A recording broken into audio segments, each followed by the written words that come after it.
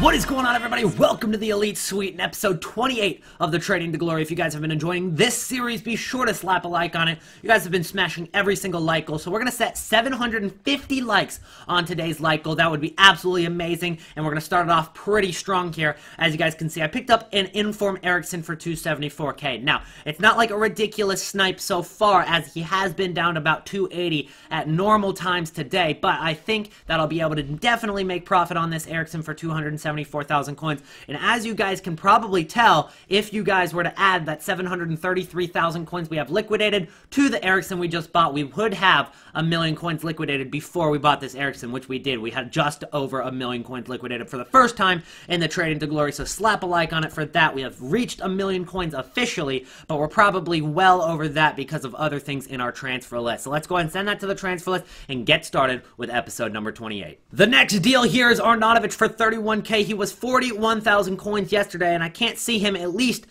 eventually recovering to 40,000 coins as we get closer to the next player of the month, which should be in about maybe 2.5 weeks from when this video goes up on the, I believe this will be the Wednesday upload. Yep. So Marco Arnautovic for 31k I think is a great deal. Right now he's actually going for 34,000 coins. There's two of them up, so 31k definitely is going to end up making us profit. Got one more Arnautovic here for 30k this time, so another good deal. Not fresh, unfortunately, but we'll add him to the transfer list and hold him for probably a few days. Finally, Pepe's price range has been updated. We're going to let the undercutting begin. He should drop down to under 20k with a few more minutes because there is going to be so many people with Pepe's on their transfer list trying to sell them immediately, while obviously the supply is going to overcome the demand for the first few hours.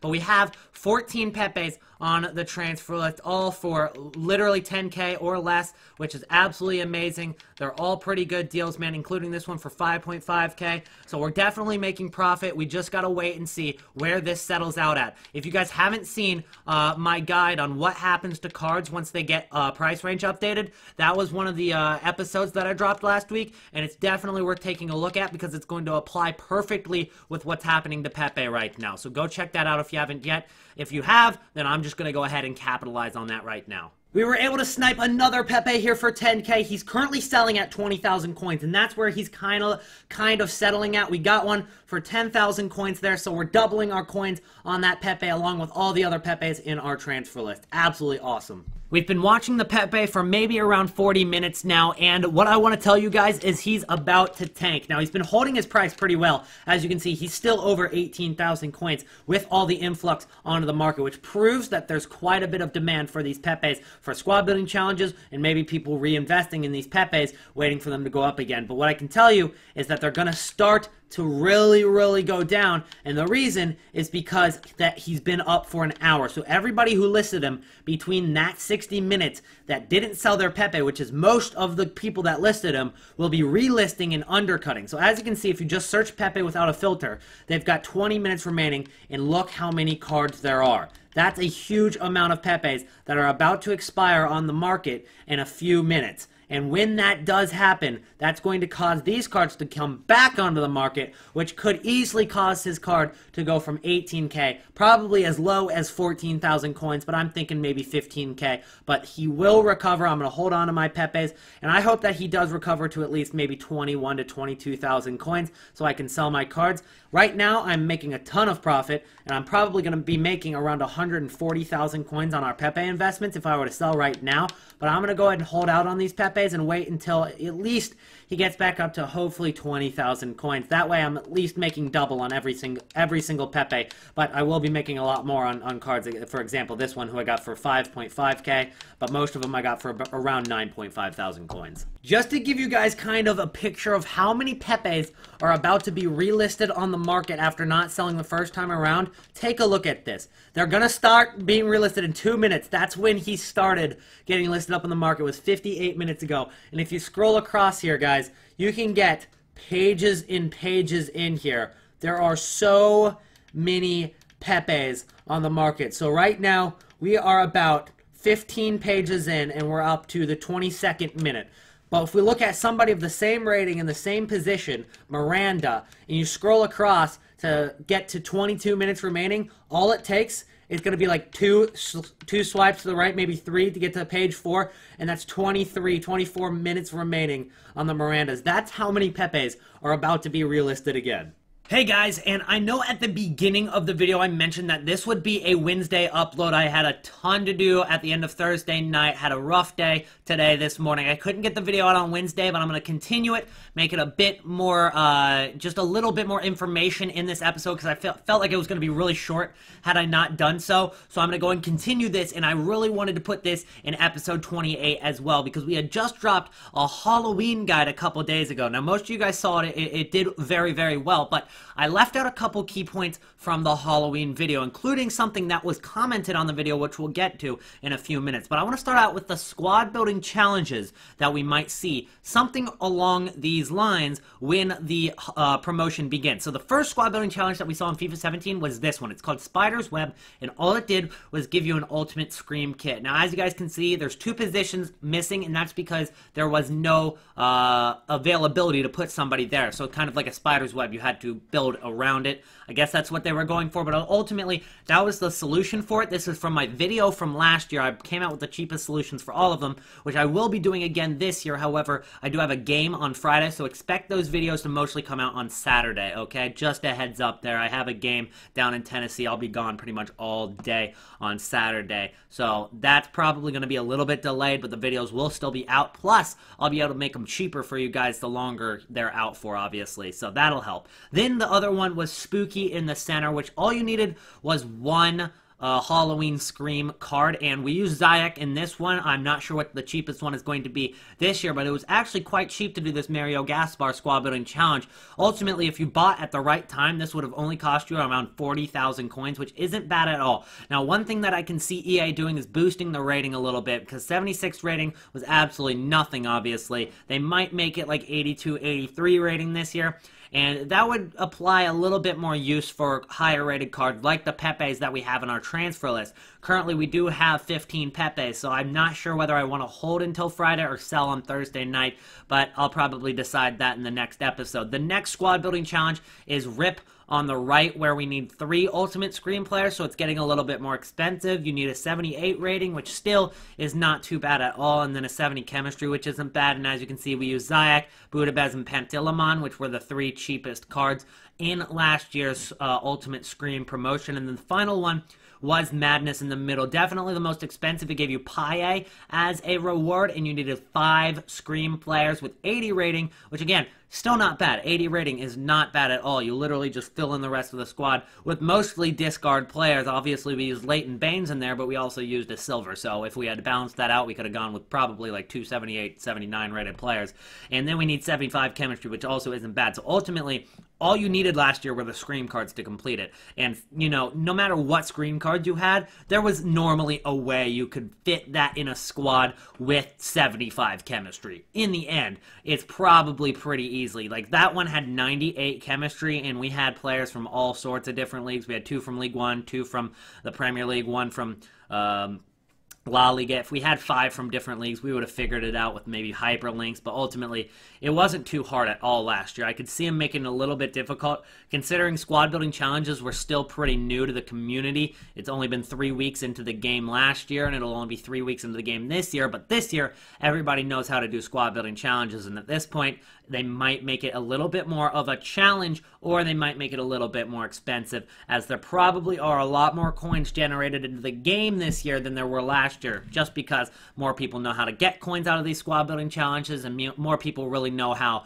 to work the new system that was kind of implemented in to FIFA 17 with FUT Champions squad building challenges, and now you've also got squad battles, which allows more coins to be on the market. So that's my take on it. I think they will make the ratings higher this time around. I have no information on whether they will or not. That's just speculation and my idea. So let's go ahead and get into this comment on the YouTube video that we got on the Halloween guide. And if you haven't seen that somehow, go watch it before you finish this video. It is one of the most important videos I've dropped this month, without a doubt. Another thing released today by EA was obviously Team of the Week number 5. And one thing that we want to note is the fact that there is a second Inform Kimmich. This is the second Inform in the first 5 weeks ever, as far as I know. That's the first second inform that has been released in the first 5 Team of the Weeks ever. And that's some sort of like hidden rule that might be myth busted now because of this Kimmich card. Now, something interesting is that everybody thought that Thomas Meunier, the right back, would end up getting a second inform if there was a no hidden rule that a second inform can get an inform within the first 5 weeks, if you guys understand what I'm saying there. And Thomas Meunier didn't get an inform from right back for scoring 2 goals and having a game winner, which is surprising because normally you would need half of that to get an inform as a right back. But I just want to go ahead and quickly go over some of what are the best looks as investments this week. Now, I will go over this again later in the weekend when we normally do, when we start to really make our investments. But I want to go ahead and start it off early this week just because last weekend there was, a great amount of deals on Saturday. And if that happens again this week, we want to be ready for that. So I'm going to start with the starting 11. First off, we've got Mauro Icardi. And I don't know too much about this one. I don't really like the card. He's got only 80 pace, he's got only 72 physical, and he's 3-star skills, but he's also not cheap enough to be thrown into squad building challenges. I don't really like this one as an investment. Then we're moving on to Gabriel Jesus, which ultimately you could probably flip for profit if you were to buy at the right time. Everybody's got eyes on this card, but ultimately this is an 84 rated inform that's going for 550,000 coins, which is a lot of risk no matter what the card is, because if there's any form of Team of the Week guarantee that drops earlier than expected, this Jesus card will inevitably crash. And we are expecting a Team of the Week squad building challenge in week 10, which is only about a month away. So it's only a month until we could see this Jesus drop in price. Then we're moving on to the left mid here, which is another striker, and that's going to be Immobile. And again, this Immobile card, I've heard good things, but 83 pace, 77 physical, along with 3-star skills. I don't like those kind of cards, but I guess some people do. I don't see it as a good investment. Now, one thing that I could maybe see as a good investment is Thiago here, because he's very, very rare. Once he gets put on the market a little bit more on Thursday and Sunday, there might be some good deals for him. But right now, there's only 5 cards on the market, which means that this Thiago is probably going to go up easily, just because he's just that rare. It doesn't have to be too much demand for this card to go up. That's the good part about it. Then we've got Fekir. I kind of like this as an investment because he does have 4-star skills, and that's a big factor with price. That always has been. And I think if we can get him for less than, maybe 90,000 coins, we might be able to pick up a few, because that 88 dribbling, 83 shot, 81 passing, 80 pace, 75 physical, along with 4-star skills is pretty appealing for an 84 rated in the midfield. That's also French, which is good for hybrids, and if you wanted to do a League 1 team, you're most likely having him in the squad. My favorite investment so far is probably going to be Raheem Sterling. Now, I'm not confirming any of these. As we get closer to the weekend, I'll know exactly what I want to do with these cards, but I'm kind of just touching the surface right now. We're not going deep into the analysis. I do like Raheem Sterling as an investment because I think that's just really low for him. An 84 rated card from Man City, from England. It's Raheem Sterling. He's got 4-star skill moves, along with the fact that he also has 94 pace on the wing, along with 86 dribbling. He was an absolute beast in the past couple FIFAs, and I expect nothing less from him this year. Then we're moving on to the defense, where we have Frank Fabra at left back, and it seems like he is definitely rising in price already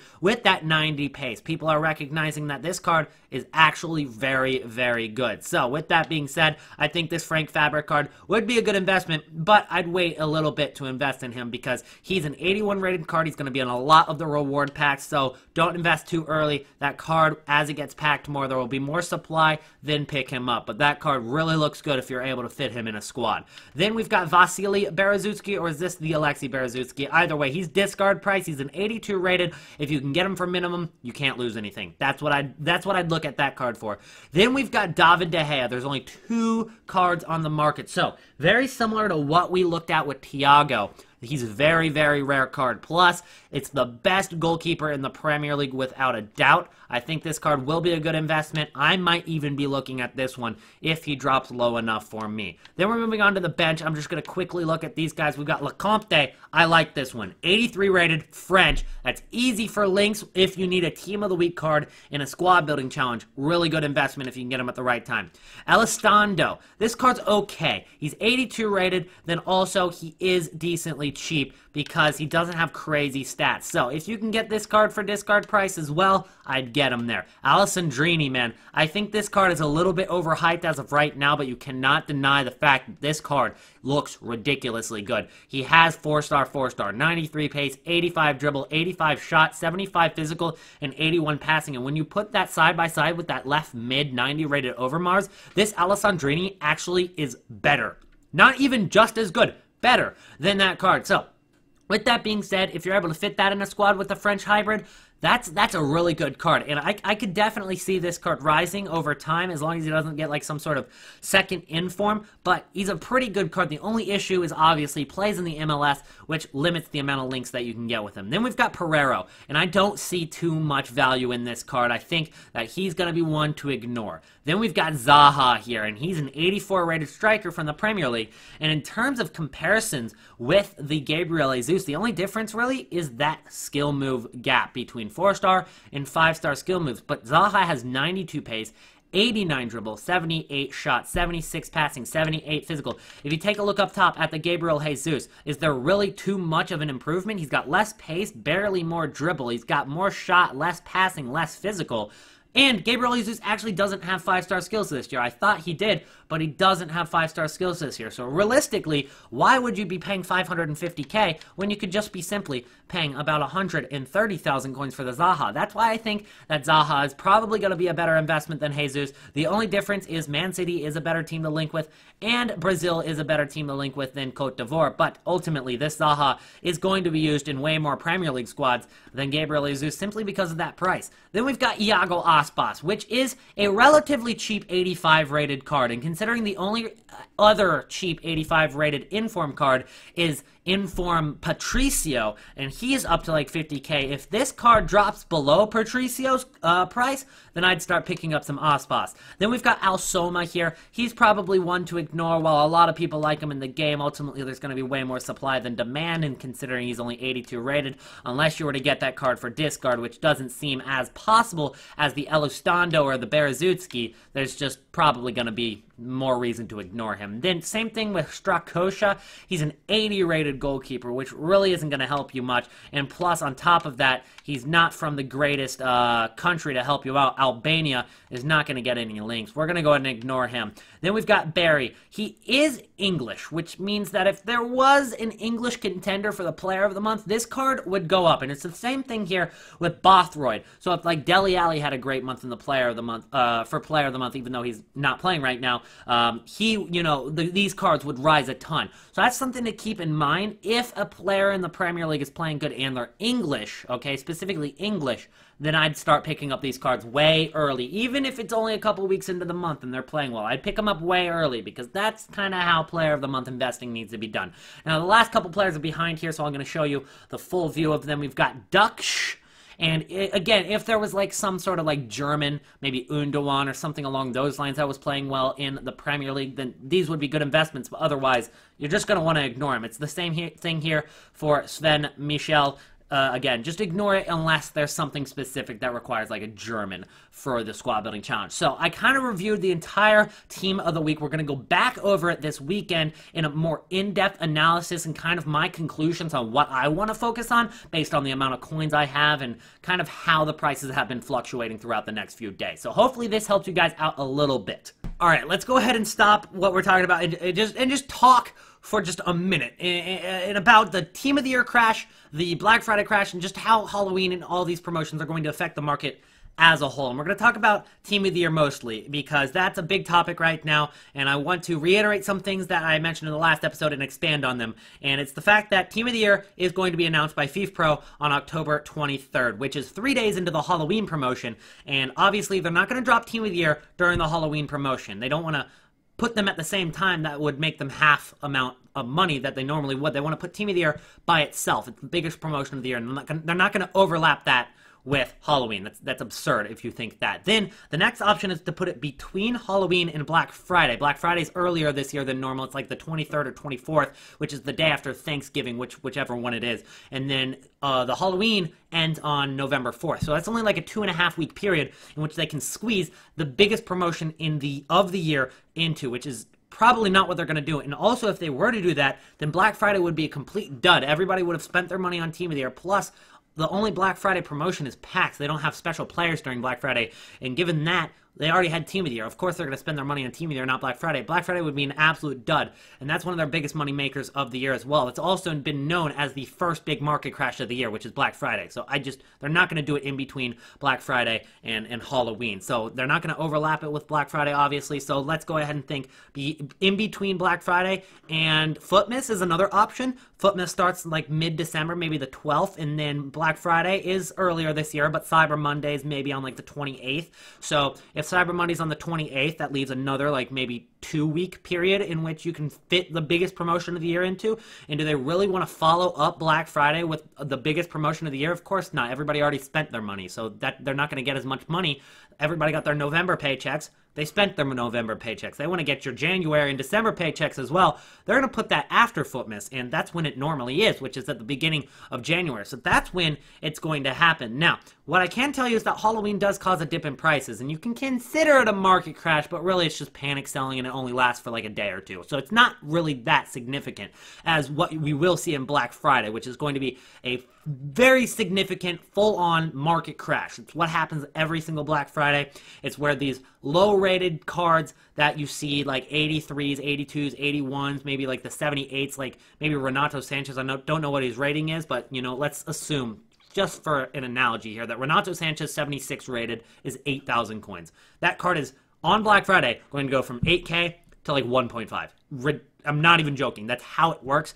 And that's just kind of what I wanted to talk about. I wanted to clear up when Team of the Year was, when Black Friday was, and what's going to happen with the market and all three of the different promotions throughout the year. So that's just what I wanted to clear up before we ended off today's video. But I hope you guys enjoyed this episode. I'm not sure how long it's going to be. I feel like I rambled on a little bit, but all of it was important. So if it did help you out, be sure to drop a like on the video and also subscribe to the channel if you're new. I'll see you guys in episode 29. Again, I won't be able to get those Halloween squad building challenge guides out immediately. I have a game in Knoxville, Tennessee. It's a huge drive for the team, so that's obviously going to keep me away from my my PC and editing software, so I just can't do it then. I might give you guys some tips on Twitter, of course, but that's about the extent I can do until Saturday, when I will get pretty much every single guide out. So expect a lot of uploads Saturday. Hopefully I don't spam your sub box too much, but I appreciate it, guys. So I hope you guys enjoyed your stay at the Elite Suite, and I'll see you guys in the next episode. Peace out!